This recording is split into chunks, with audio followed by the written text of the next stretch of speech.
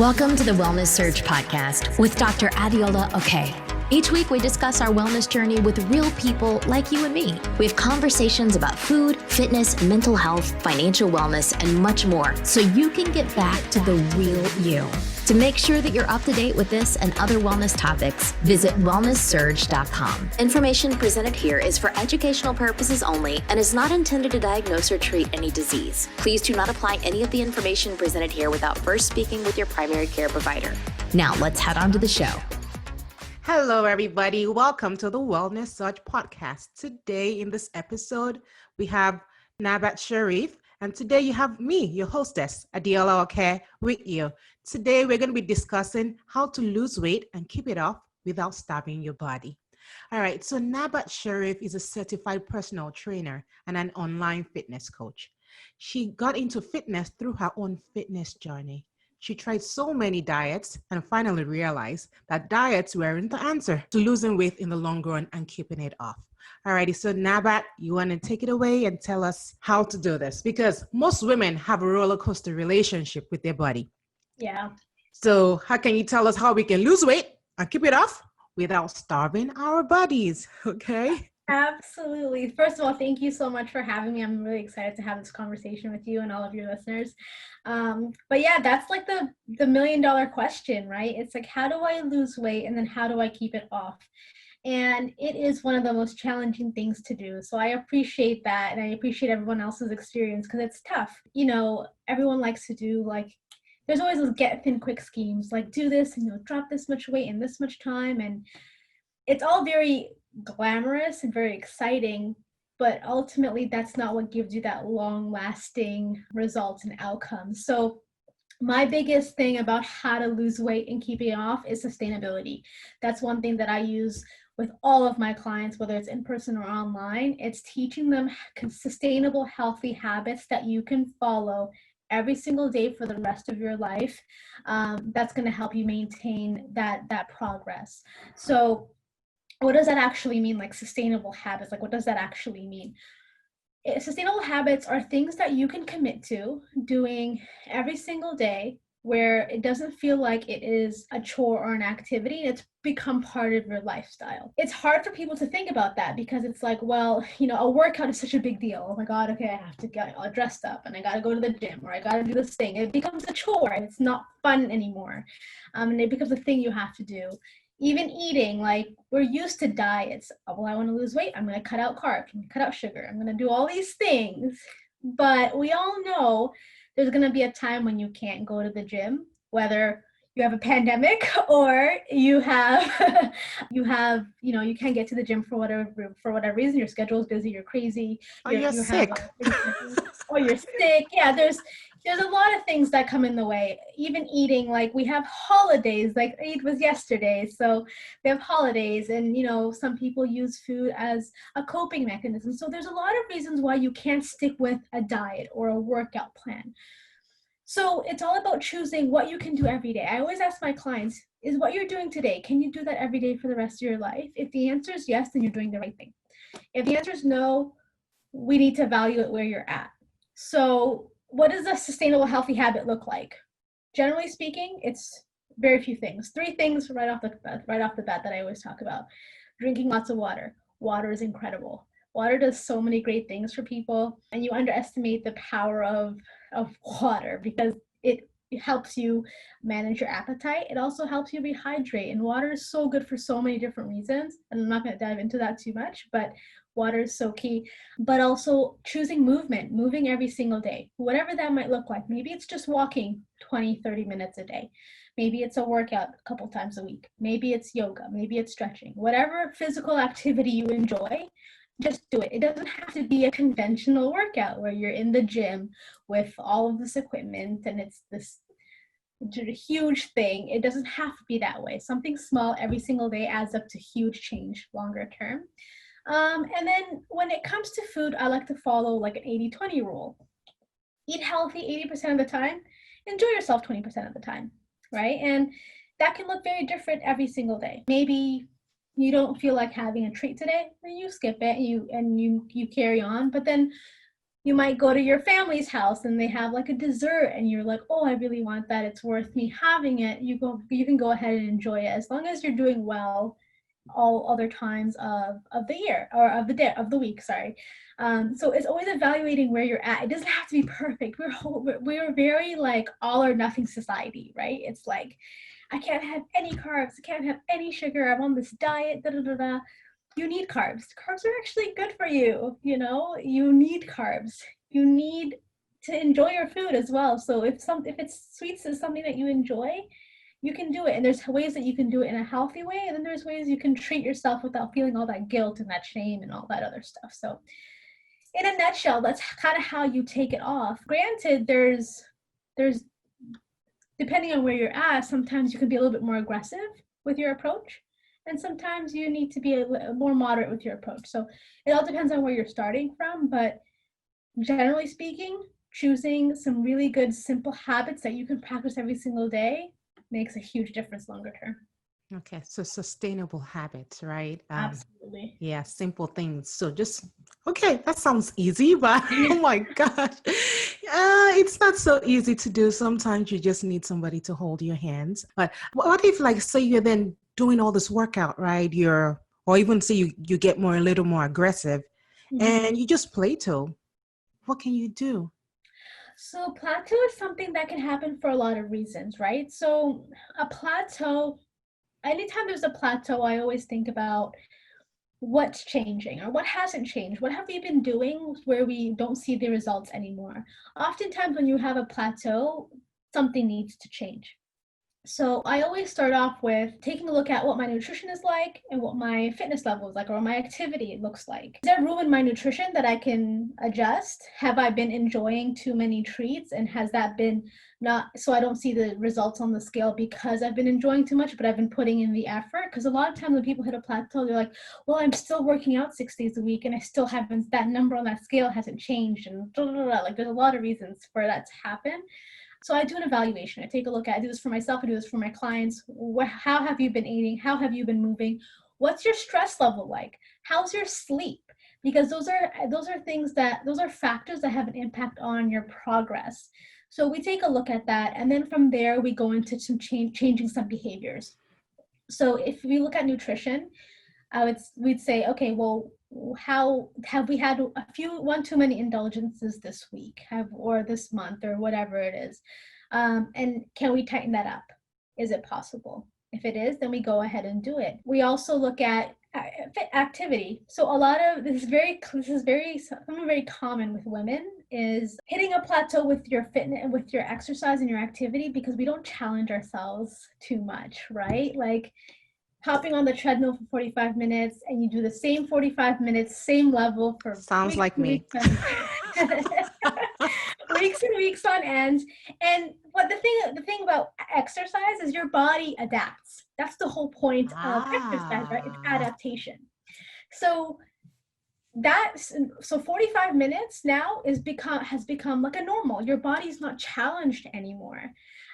So as a trainer and as a coach, I change my clients' programs on a regular basis. So every 4 to 6 weeks, there's something that changes within their program so their body never hits that plateau. Your body's constantly being challenged. So what's an easy way to change that for yourself? If you're a cardio bunny and you're going to hop on a machine, it's increasing that level, increasing that intensity, or you increase your time. Or you increase your time under tension, which is effective for strength training. If you're like, yeah, Nabat, I always lift weights, but I'm not seeing the results. I'm not seeing the changes. Like, I don't know what to do. Same thing. When was the last time you increased your weights, right? Like, I think us women, a lot of times, we stick with the 8, 10, 5, 10 pounds dumbbells and we never gravitate away from that. It's like we're terrified. And it's a matter of saying, okay, well, when was the last time you increased your weight? If that's the answer is never, you want to be changing that. And you want to change your weight about 10 to 20% every couple of weeks to continue challenging yourself. And a good way to tell if you're doing the right weight is your last 3 to 4 reps. Is it still easy? If it's easy, you need to up your weight. Up it by 2, up it by 3 pounds, whatever it is, you want to keep challenging yourself. So 2 ways to really get over a plateau change your nutrition or tweak your nutrition, and definitely change how you're moving or progress how you're moving. Okay. Wow. Okay. That sounded like me. Like, how I hop on the elliptical and I do my 30 minutes and that's it. Why Yeah. is it not changing? You know what? I'll give you a really good example. Like a mail carrier. So, you know, you have mail carriers and they Yeah. walk a lot. Their job is walking a lot. But you do see some mail carriers who, you know, they don't actually look that fit. They, you know, they might have some excess weight, what have you. It's because their body has adjusted to that much walking. So for them, walking 30,000 steps a day is normal and their body has adapted. And that's not gonna, so walking more is not actually gonna help them. They would actually need to go into strength training or doing something different. You need to do something different and challenge your body in order for yourself to see change. Okay. All righty. Wow. Okay. So that's good. I wanted to ask you because I know that you've also had your own fitness journey and you know, people usually benefit from stories, right? Do you mind sharing your story with us? Like where you were, what made you change, and how did you achieve it? Like, you know, like a little nutshell kind of thing. Like, so we know that you've been there, you've done that. You've walked the walk. You're not just talking the talk, you've actually walked the walk.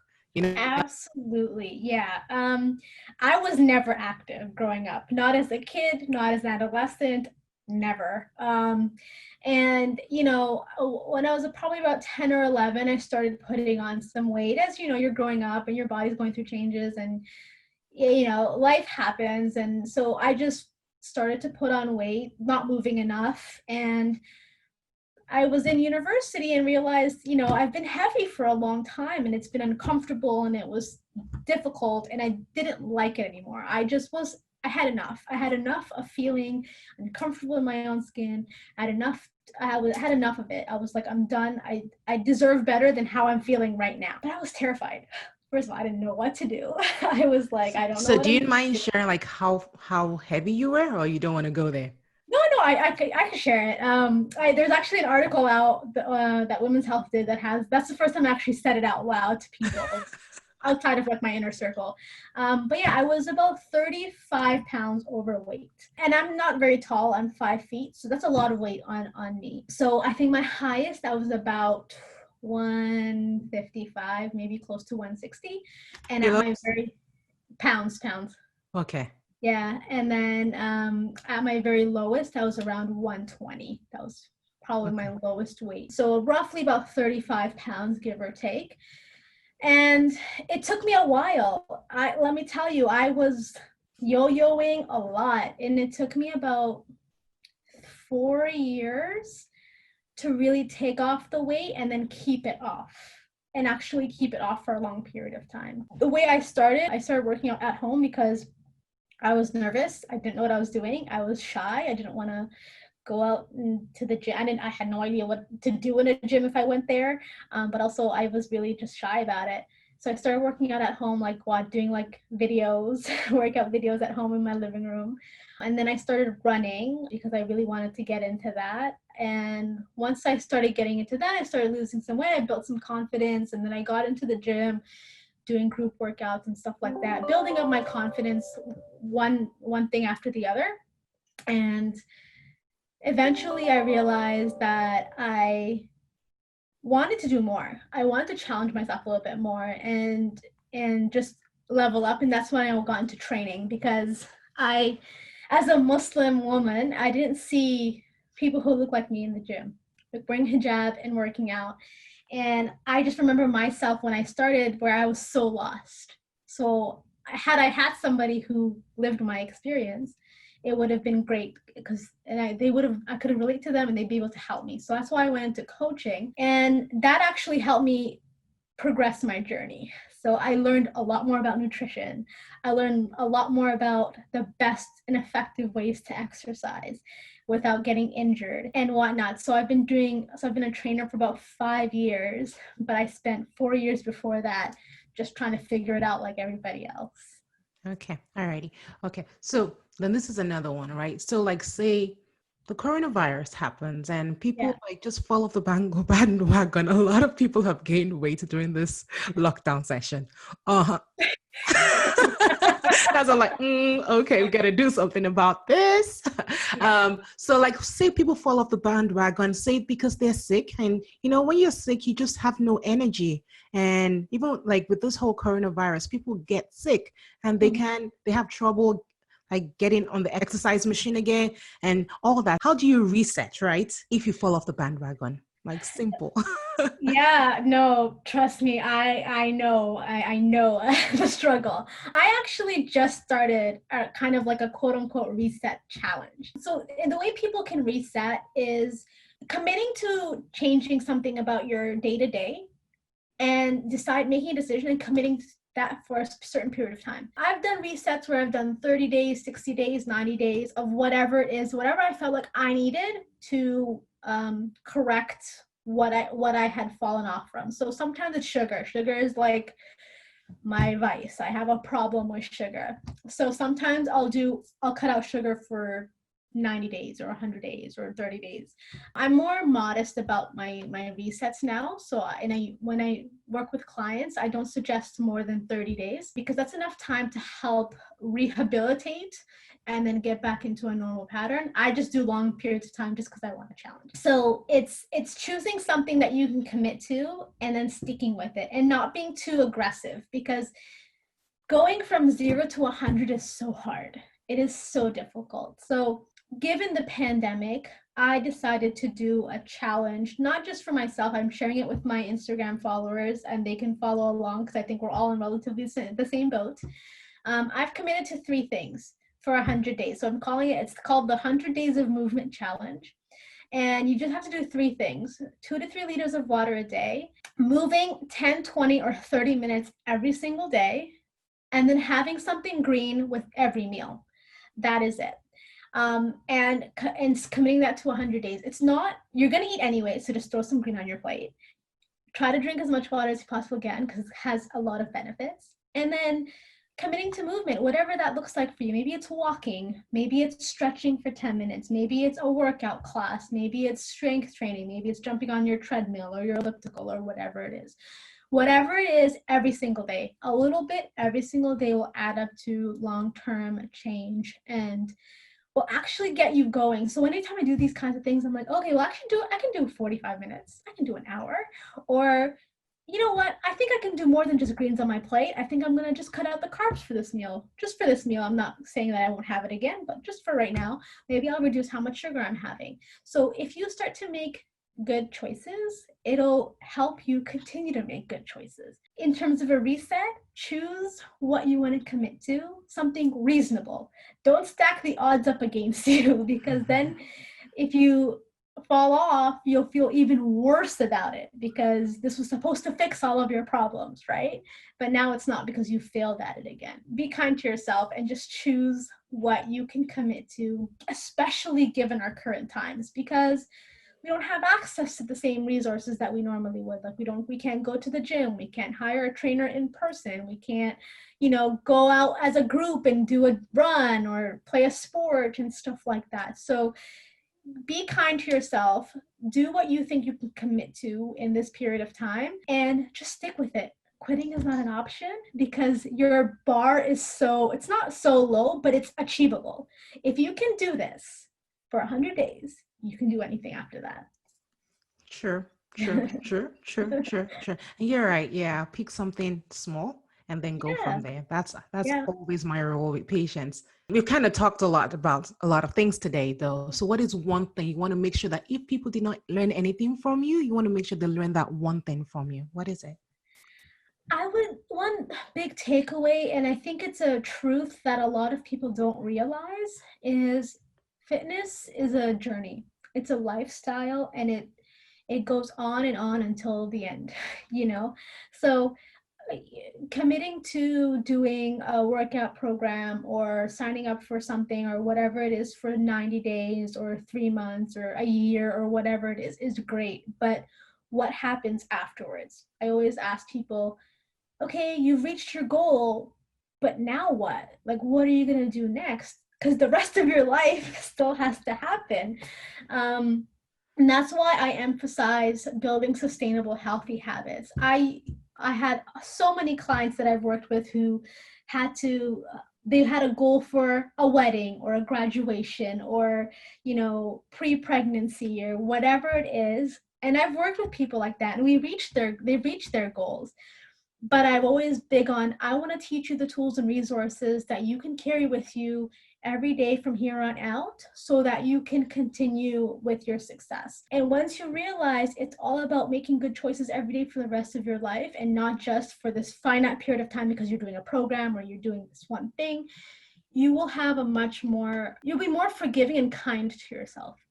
Because we put so much pressure on ourselves, especially women, especially moms, we do a lot of things for our families and we're always giving, but we never give to ourselves. So if you look back into yourself and say, okay, this is a lifestyle, this is a journey, I'm going to have ups, I'm going to have downs, but I'm going to keep working through it, you'll have a much better mindset and a more reasonable approach to reaching your goals, as opposed to someone who thinks that it's like all or nothing. It's that all or nothing mentality that gets us caught up and that gets us feeling great when we're doing well and terrible when we're not. And as a fitness professional, I learned that firsthand, and I see it all the time. And and you see those before and after photos, and you see all these success stories where you've done like these programs, and that's fantastic. But I want to see these people a month from now, a year from now, and what have you learned, and what did you take away? How is this going to change the rest of your life? Being able to understand that and know that fitness is a journey, it's a lifestyle, especially for people who weren't active before. Like I was, for a large portion of my life, I haven't been active. I'm not an athlete.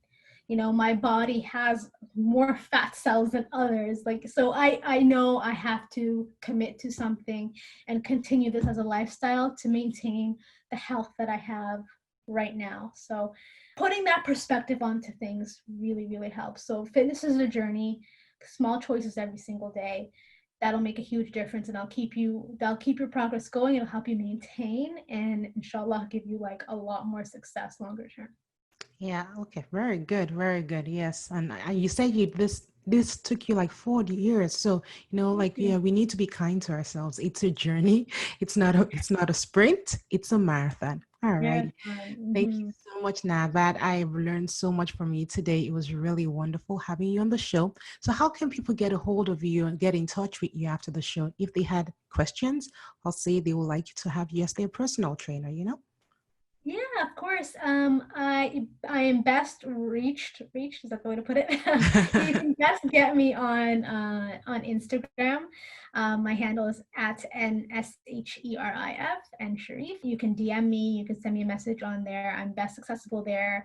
Otherwise, you can always send me an email, nabatsherifpt@outlook.com, and Facebook as well. You can find me on Facebook, Nabat Sherif as well. So, but the best primary place is Instagram. I do a lot of my engagement on Instagram. I talk to a lot of people, clients and non-clients on Instagram, and I'm very accessible. I'm really about sharing what I know and my experience with anybody who needs it. And yeah, I live on Instagram. It's pretty much it.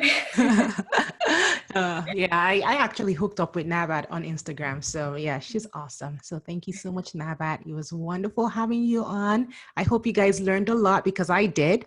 All right. And I hope you can take some pointers from her. All right. You have a good week now. All right. Bye-bye. Pleasure. Take care. Bye-bye. Bye.